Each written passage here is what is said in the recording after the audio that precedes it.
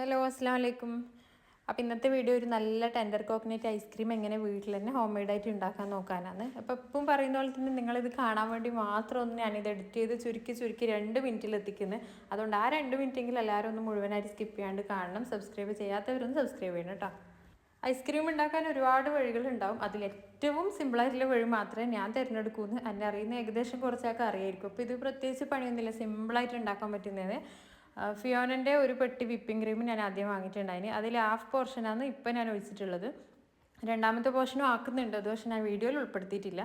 അപ്പോൾ അത് നന്നായിട്ടൊന്ന് വിപ്പ് ചെയ്തെടുത്തതിന് ശേഷം ചെറിയൊരു ടിന്നിലുള്ള കണ്ടൻസ്ഡ് മിൽക്കും കൂടി ഇതുപോലെ ഒഴിച്ചിട്ട് നന്നായിട്ടൊന്ന് ബീറ്റ് ചെയ്ത് കൊടുക്കാം. പെട്ടെന്ന് വന്നൊരു പൂതി ആയതുകൊണ്ട് തന്നെ ഒറിജിനൽ കരിക്ക് വളർന്നീറൊന്നും ആരും പ്രതീക്ഷിക്കേണ്ട. ടെൻഡർ കോക്കനറ്റിൻ്റെ പൾപ്പ് കടയിൽ നിന്ന് വാങ്ങിയിട്ടുണ്ടായിന്. അത് ഞാൻ ഓൾറെഡി അതിനെ കൊണ്ട് ജ്യൂസും ഷേക്കൊക്കെ ഉണ്ടാക്കുന്ന വീഡിയോയിൽ അപ്ലോഡ് ചെയ്തിട്ടുണ്ടായിന്. സ്ഥിരമായിട്ട് കാണുന്നവർക്ക് അറിയാൻ പറ്റും. അപ്പോൾ അതിൻ്റെ ഒരു ഹാഫ് പോർഷൻ ഇതിലേക്ക് ഒഴിച്ചു കൊടുത്ത് 2 തവണ ആക്കുന്നത് കൊണ്ടാണ് കേട്ടോ ഇങ്ങനെ ഒഴിച്ചു കൊടുത്തിന്. കാരണം ഈ ഒരു പാത്രത്തിൽ മുഴുവനായിട്ടും വിപ്പ് ചെയ്യാൻ കഴിയില്ലല്ലോ.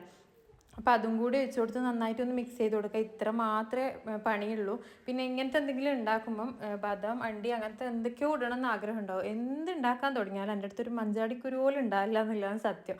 അപ്പോൾ നിങ്ങളിത് നോക്കിയിട്ട് ആക്കുന്നുണ്ടെങ്കിൽ എന്തായാലും ഗാർണിഷ് ചെയ്യാൻ മറക്കണ്ട കേട്ടോ. സത്യം പറഞ്ഞാൽ ആവശ്യമില്ലാത്ത സമയത്ത് എന്തൊക്കെയോ ഉണ്ടാകുമ്പോൾ വിചാരിക്കൂട്ടെ ഇങ്ങനെ ഐസ്ക്രീം ആക്കണോ, അതിൻ്റെ മുകളിൽ ഇടണോ എന്നൊക്കെ. പിസ്ത, നല്ല നല്ല ഡേറ്റ്സ് അങ്ങനത്തെ എന്തൊക്കെയോ കണ്ടാൽ അപ്പോഴൊന്നും ആക്കാൻ തോന്നൂല. ആക്കാൻ പെട്ടെന്ന് തോന്നിയല്ലെന്നെങ്കിലും ഒന്നും ഉണ്ടാവാറില്ല. സാധാരണ എല്ലാവരും രാത്രി ഉണ്ടാക്കിയിട്ട് ഓവർനൈറ്റ് ഫുള്ളായിട്ട് വെച്ചിട്ട് പിറ്റേന്ന് യൂസ് ചെയ്യുന്നത്. ഞാൻ രാവിലെ ഉണ്ടാക്കിയിട്ട് രാത്രിയാണ് എടുത്തിട്ടുള്ളത്. അപ്പോൾ ഇതാ പാത്രം ഇങ്ങനെ കമിഴ്ത്തി പിടിച്ചാൽ വരെ തിരിച്ച് എന്താ പറയുക, താഴെ വീഴാത്തൊരു പരുവത്തിലായാലും എടുത്ത് യൂസ് ചെയ്യുക, അത്രയേ ഉള്ളൂ. ഇത് ഇത്ര എളുപ്പത്തിൽ ഉണ്ടാക്കുന്നതുകൊണ്ട് തന്നെ ആരും ടേസ്റ്റിൻ്റെ കാര്യത്തിൽ ഒരു കോംപ്രമൈസ് വിചാരിക്കേണ്ട. കടയിൽ നിന്ന് വാങ്ങുന്ന ടെൻഡർ കോക്കനട്ട് ഐസ്ക്രീം എങ്ങനെയാണോ അതുപോലത്തെ ടേസ്റ്റാണ്. ആക്കുന്നവർക്ക് അറിയായിരിക്കും.